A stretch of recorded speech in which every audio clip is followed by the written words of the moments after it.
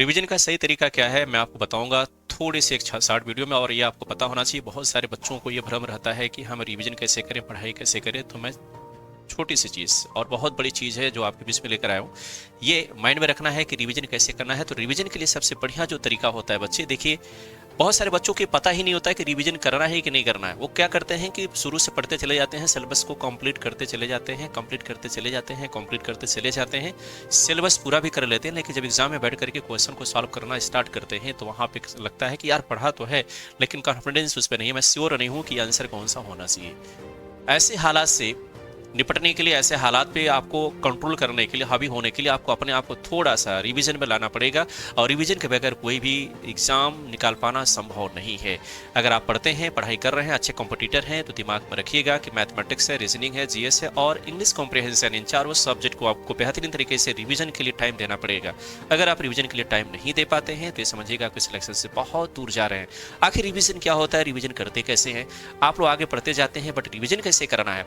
आप जो भी पढ़िए, रिवीजन करने का मैं आपको बताऊं दो तरीका है, सबसे शानदार दोनों तरीका है। अगर आप इनको अपनाते हैं तो जरूर आप अच्छी स्थिति में, अच्छे पोजीशन में आएंगे। ये मेरे कई सालों का एक्सपीरियंस अपना है, कई सालों का मेरा अपना अनुभव रहा है। क्योंकि स्टार्टिंग में मैं भी जब पढ़ता था बहुत पहले, तो मुझे भी नहीं पता होता था कि रिवीजन क्या होता है। रिवीजन का मैं तो समझ ही नहीं पाता था रिवीजन भी कुछ होता है। बस पढ़ते जाओ, पढ़ते जाओ, पढ़ते जाओ, पढ़ते जाओ।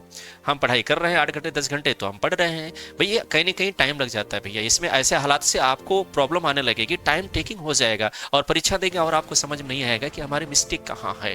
तो रिवीजन का सबसे शानदार दो तरीका है, दो टाइम निकालें, दोनों में से जो आपको अच्छा लगे उसे चूज कर लीजिए। वो दो तरीके क्या है? पहला काम, जैसे हफ्ते में कितने दिन होते हैं? 7 डेज होते हैं, 7 डेज होते हैं। पहला काम आपको दिमाग में रखना है ये कि 7 डेज में अगर आप कोचिंग भी कर रहे हैं, साथ में सेल्फ स्टडी भी कर रहे हैं, सेल्फ स्टडी मतलब खुद से भी पढ़ाई कमरे पे बैठ के करना ही सेल्फ स्टडी आपकी कहलाती है।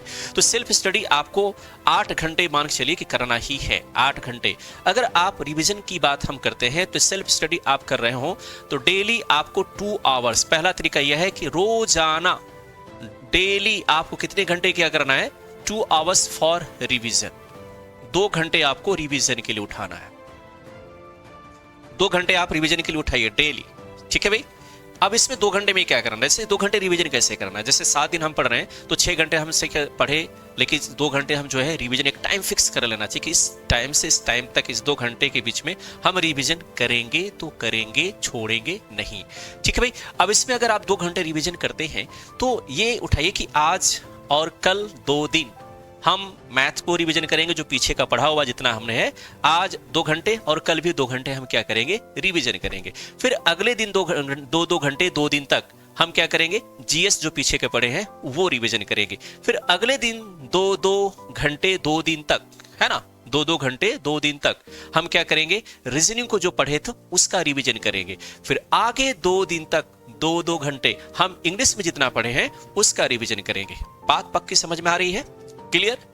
ये एक रिवीजन के तरीका है कि डेली 2 घंटे निकालिए और आजकल 2 दिन एक सब्जेक्ट को दीजिए, फिर आगे 2 दिन एक सब्जेक्ट को दीजिए, फिर आगे 2 दिन एक सब्जेक्ट को, फिर आगे 2 दिन एक सब्जेक्ट को दीजिए। ये रिवीजन का कभी बंद नहीं करना, वो टाइम फिक्स्ड कर लीजिए।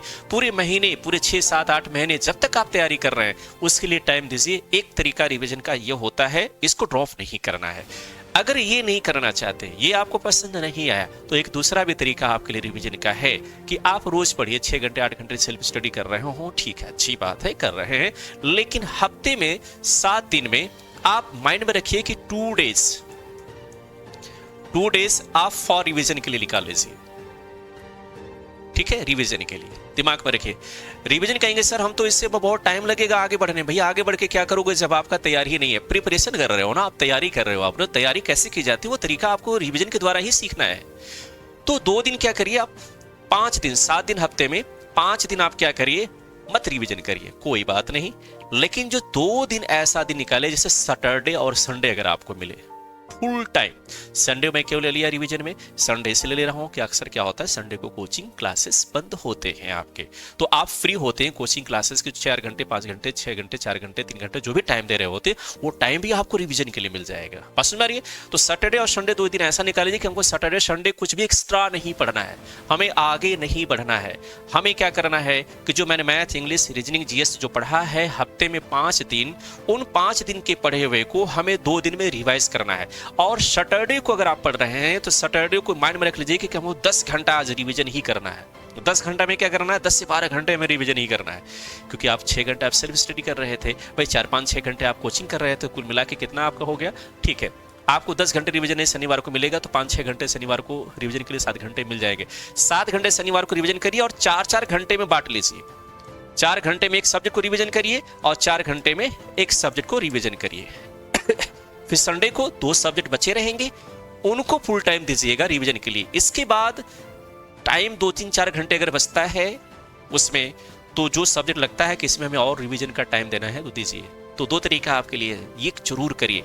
या तो 2-2 घंटे डेली एक टाइम फिक्स कर लीजिए, रिवीजन करते रहिए 2 घंटे। और या फिर दूसरा तरीका है 2 दिन सप्ताह में जरूर निकालिए। अगर मैं तो कहता हूं, अगर मुझसे पूछो ना, तो मैं तो ये कहूंगा कि सप्ताह में 2 दिन नहीं, आपको 3 दिन रिवीजन के लिए निकालना चाहिए, केवल 4 दिन पढ़कर आगे बढ़ना चाहिए। 4 दिन आगे पढ़ो और 3 दिन रिवीजन के लिए निकालो, फिर देखो कोई आपको रोक नहीं सकता है। बेस्ट प्रिपरेशन से और बढ़िया तैयारी से जो बच्चा अगर इसको फॉलो कर ले, केवल 4 महीने फॉलो करके देखो मेरे निर्देशों पे, दोनों में से कोई फॉलो कर लो जो आपको अच्छा लगे। लेकिन 2 घंटा से कम यहाँ रिवीजन नहीं देना, हो सके तो 3-3 घंटा भी रिवीजन के लिए दे सकते हो, नुकसान नहीं होगा, वो और फायदा करेगा आपको।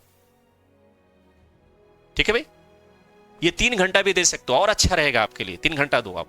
और ये तो दीजिए आप इसको, दोनों में से जो आपको अच्छा लगे वो फॉलो कर लीजिए। और फिर देखिएगा 6 महीने जाते जाते इतनी अच्छी प्रिपरेशन आपकी हो जाएगी, इतना बढ़िया प्रिपेयर्ड हो जाएंगे आप कि आपको लगेगा वाह, अब मैं परीक्षा में जाऊंगा, देखाऊंगा तो मेरा सिलेक्शन तय है लगभग। नहीं हुआ फिर ऐसे पढ़ते रहेंगे, 4-6 महीने बाद कोई दूसरा एग्जाम देंगे तो उसमें हो जाएगा, नहीं हुआ फिर ऐसे पढ़ते रहेंगे, अगले वाले में जाकर आपको पक्का हो जाएगा।